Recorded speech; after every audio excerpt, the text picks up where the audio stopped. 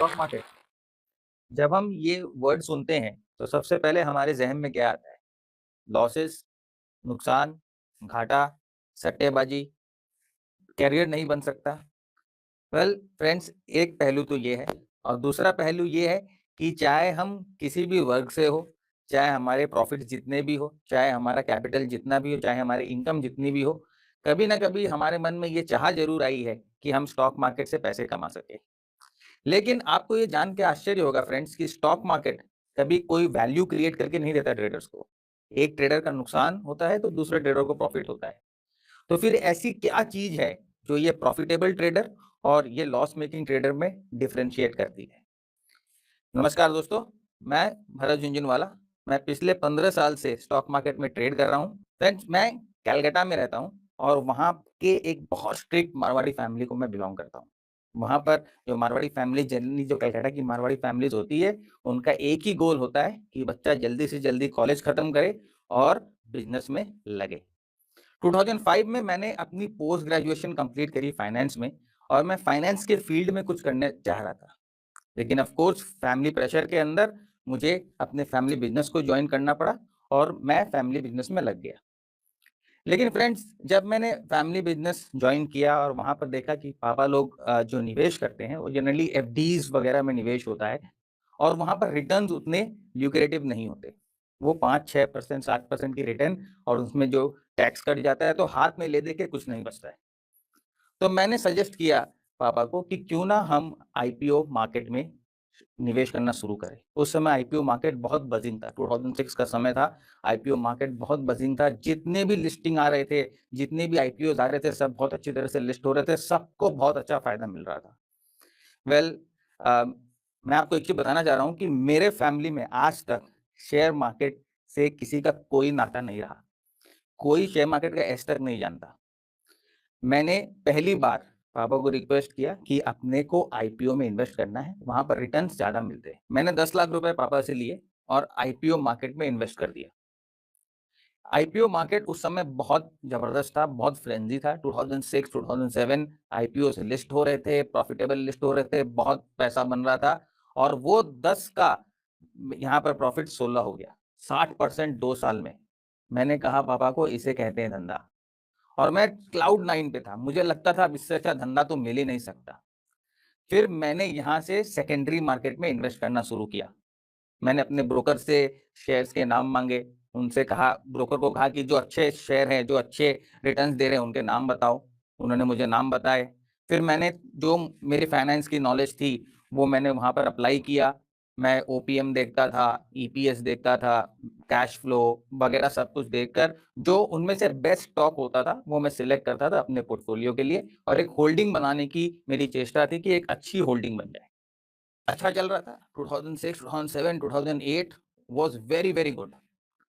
फिर 2008 में फ्रेंड्स सब प्राइम क्राइसिस आता है और पूरा ग्लोबल मार्केट एक रिसेशन की आड़ में डूब रहा है। मेरे लिए वे स्टॉक्स प्लंज कर रहे हैं 20-20 25-25% एक हफ्ते में और मुझे कुछ समझ में नहीं आ रहा है। Can not make out anything. ये क्या हो रहा क्या है? ये प्राइसेस नीचे क्यों जा रही है? क्या फंडामेंटल्स चेंज हो गए? एक ही रात में फंडामेंटल्स चेंज, 3 साल के फंडामेंटल एक ही रात में चेंज, एक ही हफ्ते में चेंज। आखिर हो क्या रहा है मेरे स्टॉक्स के साथ?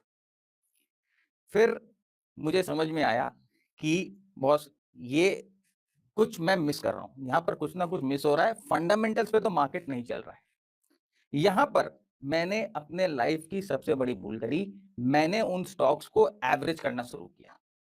जैसे जैसे वो गिरते थे मैं उनको एवरेज करता था, जैसे जैसे गिरते थे उनको एवरेज करता था और एवरेज करते करते ये हालत हो गई थी कि मैंने और 5 से 6 लाख रुपए अपने घर से अलग इन्वेस्ट कर दिए इनमें। आशा ये थी कि स्टॉक बाउंस बैक करे। फंडामेंटल्स तो अच्छे थे लेकिन बाउंस बैक नहीं आया।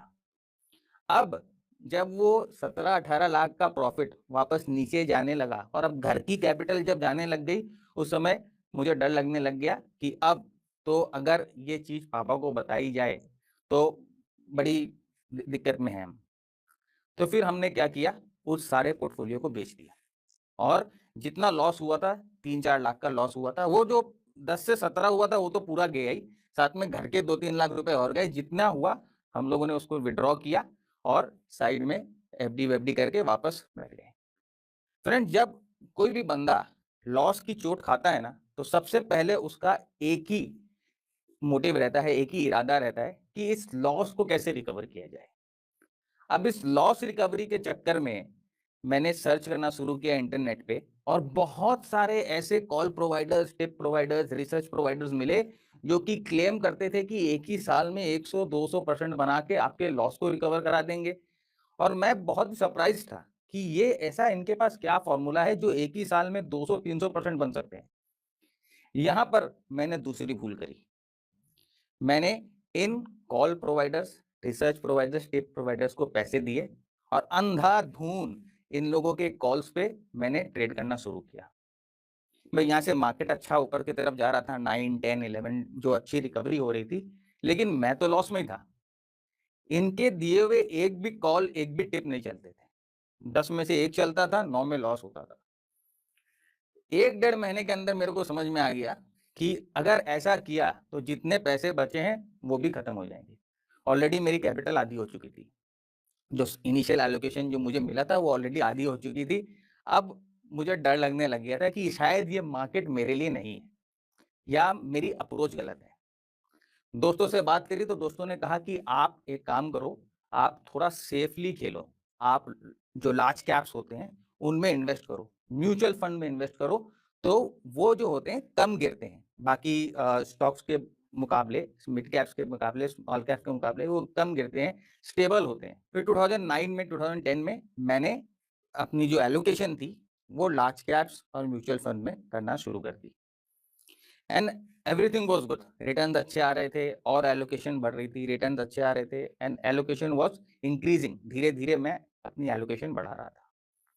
फिर 2012 का ग्रीस क्राइसिस आया, ब्रेक्सिट वाला झमेला, और वहां पर भी वही चीज रिपीट हुई जो 2008 में हुई। मार्केट गिरने लग गए और अब तो वो लार्ज कैप्स और वो म्यूचुअल फंड भी गिर रहे थे। तो अब पहले तो लोगों ने कहा कि स्मॉल कैप गिरते हैं, लार्ज कैप गिरते नहीं है, म्यूचुअल फंड सेफ है। अब कहाँ, आप बताओ कि ऐसी दिक्कत और ऐसी दुविधा में मैं पड़ गया कि मुझे समझ में नहीं आ रहा था कि आखिर गलत क्या है, और मुझे ऐसा लग रहा था कि कुछ हाई टाइम में मिस कर रहा हूँ।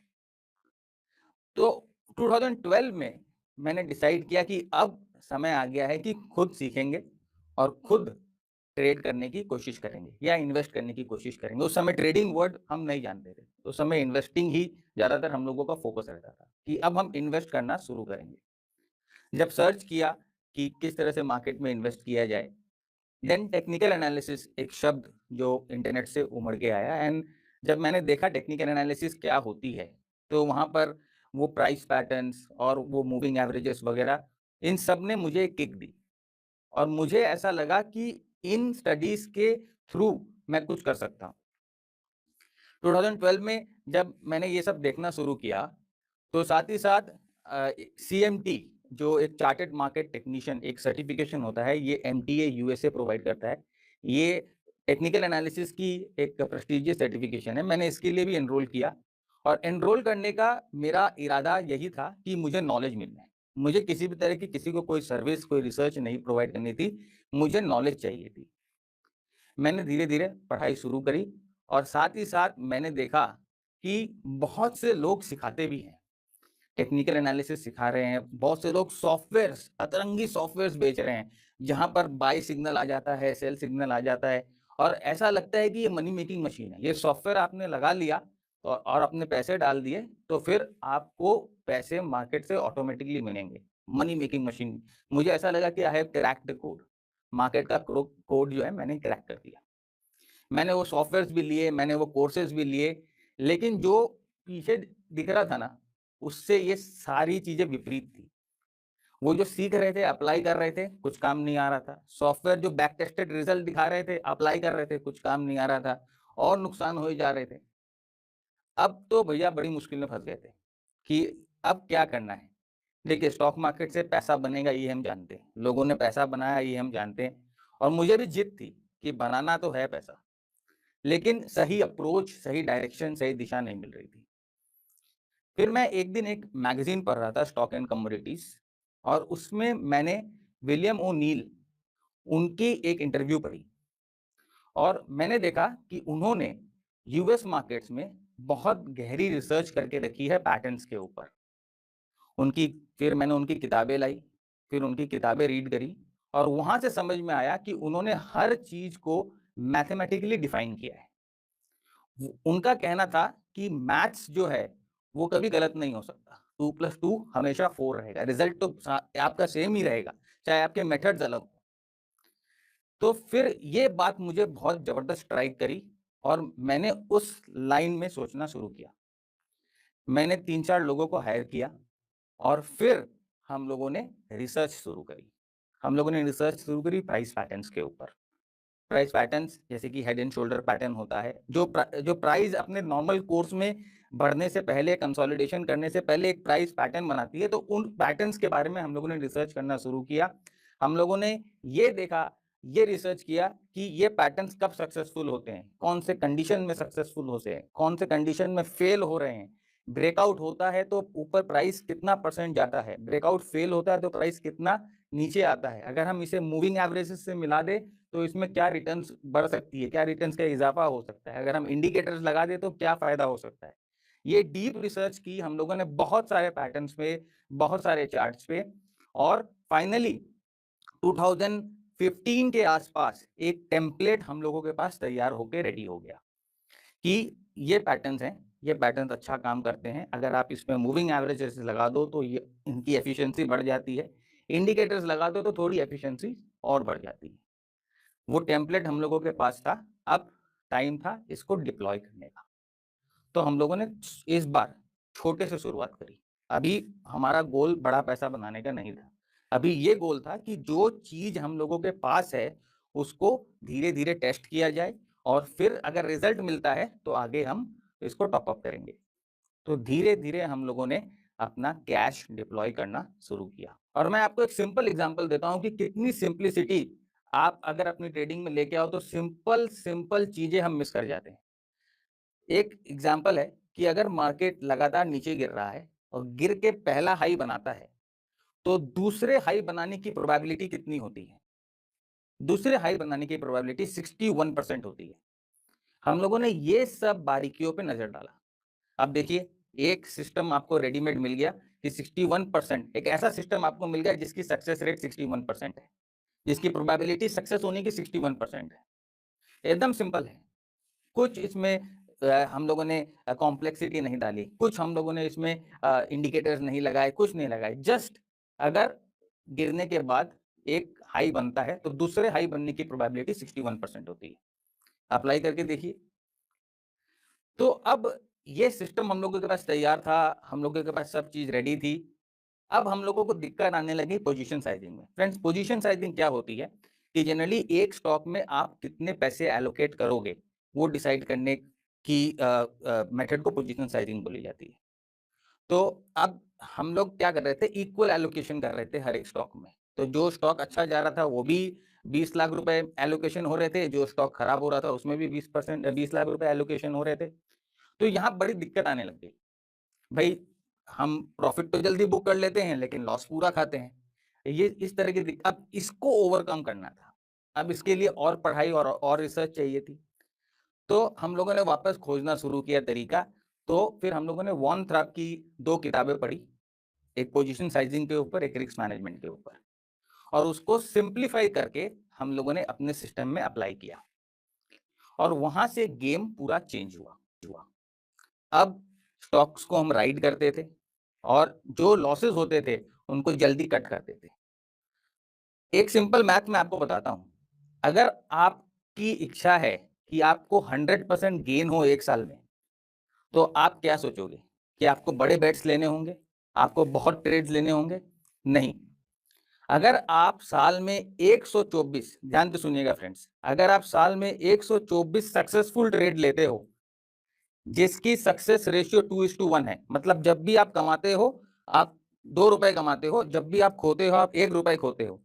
124 ट्रेड के बाद आप अपने पैसे डबल कर सकते हो। सिंपल मैथ है। लेकिन हम किसके पीछे जाते हैं? हम एक्यूरेसी के पीछे जाते हैं कि हाई एक्यूरेट सिस्टम चाहिए। अगर इस सिस्टम में आप 50% बार भी सही हो तो आपके पैसे डबल हो सकते हैं। लेकिन जो इंफॉर्मेशन एज जिसे हम बोलते हैं, हम इतने ज्यादा इस एज से अफेक्टेड हैं कि लोग 200%, 300%, 600%, 500% के नीचे सोचते ही नहीं, और ये सिंपल चीजों को हम भूल जाते हैं। तो यहाँ से फ्रेंड्स, जो धीरे धीरे हम लोगों ने अपनी कैपिटल बढ़ाई और एलोकेशन की, कॉन्फिडेंस आया। इस दौरान मैंने अपने बिजनेस को नहीं छोड़ा था, रिसर्च चल रही थी, ट्रेडिंग चल रहा था, साथ साथ में मेरा बिजनेस भी चल रहा था। ट्रेडिंग में फ्रेंड्स फुल टाइम जॉब नहीं चाहिए, trading is not a full time job. जैसे लोग आपको बताते हैं ना कि फुल टाइम जॉब है, अपनी एग्जिस्टिंग जॉब को छोड़ दो, 9 to 5 जॉब मत करो, राइट। ये ट्रेडिंग, ये आपका फुल टाइम नहीं मांगता है। फुल टाइम ट्रेडिंग का मतलब ये नहीं होता कि आप 9 से 5 आप मार्केट के सामने, स्क्रीन के सामने बैठे रहो। प्राइस को जो करनी है प्राइस करेगा, आप चाहे बैठो या मत बैठो। अगर आपका मेथड ठीक है, अगर आपका अप्रोच ठीक है, तो आपको स्क्रीन के सामने बैठने की जरूरत नहीं है। 1 घंटे जब मार्केट खुलता है उस समय बैठना पड़ता है। आप अपनी पोजीशंस लगाते हो, स्टॉप लॉस लगाते हो।